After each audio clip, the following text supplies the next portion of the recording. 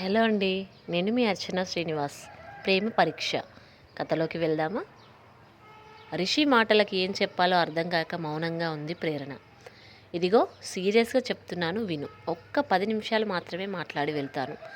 ఆ తర్వాత ఇక నేను డిస్టర్బ్ చేయను. ఒక్కసారి బయటకి రా ప్లీజ్ అన్నాడు రిషి. సరే వస్తున్నాను, కాస్త ఆగండి అంటూ ఫోన్ పెట్టేసి కళ్ళు తుడుచుకుని ఫేస్ వాష్ చేసుకుని కొన్ని వాటర్ తాగి హాల్లోనే దీనంగా కూర్చున్న అమ్మా నాన్నల వంక చూసి, అమ్మ, రిషి సార్ వచ్చారు, ఒక్కసారి మాట్లాడాలి అన్నారు. నేను మాట్లాడి వస్తాను, ఒక 10 నిమిషాలు అంతే అని చెప్పింది ప్రేరణ. మళ్ళీ ఏం మాట్లాడతాడు? అవసరం లేదు, నువ్వు వెళ్ళకు అన్నాడు కోపంగా అరవింద్. అన్నయ్య ప్లీజ్, ఇప్పుడు గొడవ వద్దు. ఆయన ఏం చెప్తారో విని వస్తాను, నష్టమేం లేదు కదా, ప్లీజ్ అంటూ బయటకు వెళ్ళింది ప్రేరణ. కారులో వెనక కూర్చుని ప్రేరణ రాక కోసమే పదే పదే వాళ్ళ ఇంటి వైపు చూస్తూ ఉన్న రిషి ప్రేరణ బయటకి రావడంతోనే అతని మొహంలో చిరునవ్వు చేరింది. నేను వెళ్ళి బయట వెయిట్ చేస్తాను, మీరు మాట్లాడుకోండి అంటూ డోర్ తీయబోయిన వసంత్ని, అవసరం లేదు, కూర్చో నువ్వు కూడా అన్నాడు రిషి. విచిత్రంగా చూసి సైలెంట్గా కూర్చున్నాడు వసంత్. సీరియస్గా రిషి వంకే చూస్తూ వచ్చి వెనకాల కూర్చొని, చెప్పండి ఏం చెప్తారో తొందరగా అంది ప్రేరణ. రేపు పొద్దున 10 గంటలకి మళ్ళీ ఇక్కడే ఎదురు చూస్తుంటాను నీకోసం. నాతో జీవితాంతం బతకాలి అనుకుంటే వచ్చేయి, నాతో పాటు తీసుకెళ్ళి ప్రాణంలా చూసుకుంటా, నా ఊపిరి ఆగేదాకా.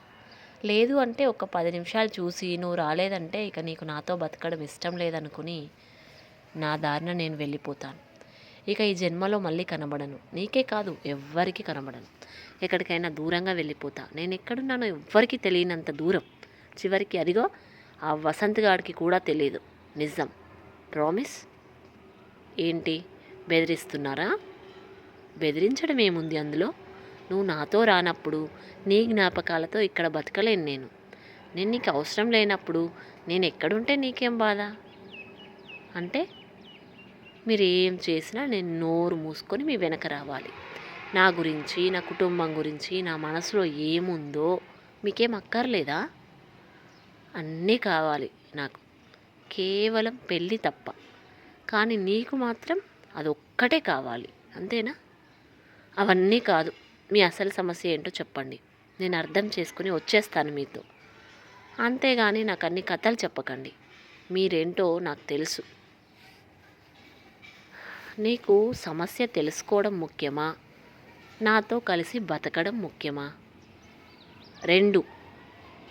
రెండింటిలో ఏదో ఒకటే డిసైడ్ అయ్యి రేపు చెప్పు. నేను చేయబోయేది మాత్రం 100% చేస్తాను, అందులో ఎటువంటి మార్పు లేదు. కానీ నన్ను కాదనుకున్నా నీ జీవితంలో నువ్వు కోరుకున్నట్టుగా సంతోషంగా ఉండాలని ఆ దేవుణ్ణి ఎప్పుడూ కోరుకుంటాను. ఇంకా నువ్వు వెళ్ళు ప్రేరణ, బాయ్ అన్నాడు మొహం ఇంకోవైపు తిప్పుకొని. అతని కన్నీళ్ళు ఆమె చూడకూడదని. అతను తనని ఎంత బాధ పెట్టినా అతను బాధపడితే మాత్రం ఆమె చూడలేకపోయింది. సార్, ఎందుకు సార్ మంచిగా అన్నీ మనం అనుకున్నట్టుగా జరిగే సమయానికి ఇలా ప్రవర్తిస్తూ మీరు బాధపడుతూ అందరినీ బాధ పెడుతున్నారు అంది అతని చేతులు పట్టుకొని. నేను ఒక్కటే అడుగుతున్నాను, చెప్పు ప్రేరణ, నీకు నా మీద ఎక్కువ నమ్మకం ఉందా లేక ఈ పెళ్ళి అనే వ్యవస్థ మీద? సూటిగా అడిగిన అతని ప్రశ్న బాణంలా తగిలింది ఆమె మనసుకి. మీ మీదే తడుముకోకుండా చెప్పాక తన సమాధానానికి తనకే ఆశ్చర్యం కలిగింది. ఆ సమాధానం ఒక్కటి చాలు, నీకే అర్థమవుతుంది నువ్వే నిర్ణయం తీసుకోవాలో. ఇంకా వెళ్ళు, మళ్ళీ మీ వాళ్ళు వచ్చేస్తారు నేను ఎక్కడెత్తుకెళ్ళానో అని అంటూ నవ్వాడు రిషి. మీకు నవ్వేలా వస్తుంది అసలు? ఛ అంటూ ఉక్రోషంగా కారు దిగి వెళ్ళిపోయింది వెనక్కి తిరిగి చూస్తూ.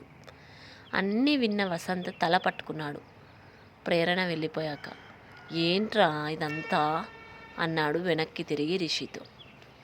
జీవితం రా అన్నాడు రిషి విరక్తిగా నవ్వి. హుష్ అని నిట్టూర్చి కార్ స్టార్ట్ చేశాడు వసంత్. ఏం మాట్లాడాడు అని పదే పదే అడుగుతున్న తన వాళ్ళకి ఏమని చెప్పాలో అర్థం కాక సైలెంట్గా కూర్చుంది ప్రేరణ. చెప్పురా, ఏమన్నాడు? మనసు మార్చుకొని పెళ్ళికి ఓకే అన్నాడా? అడిగింది మాధవి ఆశగా. లేదమ్మా, పెళ్ళి అవసరం లేకుండా జీవితాంతం కలిసి ఉందామంటున్నాడు అని జరిగిందంతా చెప్పింది ప్రేరణ. వెధవ, బ్లాక్మెయిల్ చేస్తున్నాడా? పోతే పొమ్మను అంటూ అరిచాడు అరవింద్. అన్నయ్య, ఆయనని మర్యాద లేకుండా తిట్టొద్దు ప్లీజ్ అంది. ఏంటే, కొంపదీసి వెళ్తావా ఏంటి వాడితో? నరుకుతా ఏమనుకున్నావో అన్నాడు అరవింద్ ఆవేశంగా. వెళ్తానో లేదో అది నా ఇష్టం. ఆలోచించుకుని నాకేది కరెక్ట్ అనిపిస్తే అదే చేస్తా.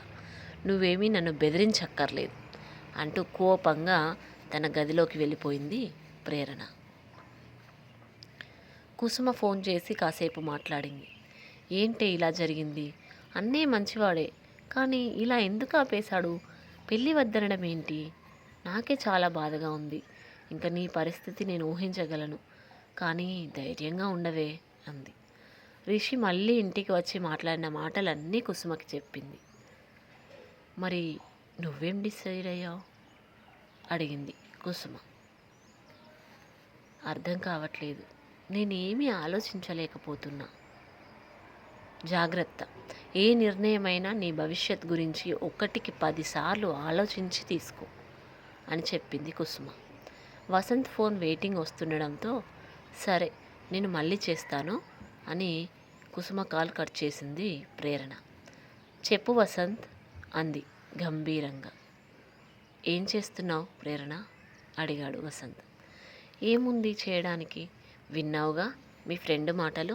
మెదడు మొద్దుబారింది, మనసు మూగబోయింది. దాని గురించే మాట్లాడాలని చేశాను అన్నాడు వసంత్. చెప్పు, ఏం చేయమంటావు నన్ను? నాకు టైం ఇచ్చాడుగా, రేపు ఏదో ఒక నిర్ణయం తీసుకోమని. ఎంత సింపుల్గా చెప్పి నవ్వుకుంటూ వెళ్ళిపోయాడో చూసావుగా నువ్వు కూడా. పైకి నవ్వుతున్నాడు, సింపుల్గా మాట్లాడుతున్నాడే కానీ లోపల వాడిలో జరిగే ప్రళయం మనకు తెలియదు ప్రేరణ. వాడి నవ్వు వెనకాల ఎంతటి లోతైన ఆవేదన ఉందో కళ్ళతో కాదు మనసుతో చూస్తే తెలుస్తుంది. వాడు ఒక నిర్ణయం తీసుకున్నాడు అంటే మాత్రం ఖచ్చితంగా చేసి తీరుతాడు, నాకు తెలుసు అన్నాడు Vasanth. Thanks for watching. Please subscribe and support.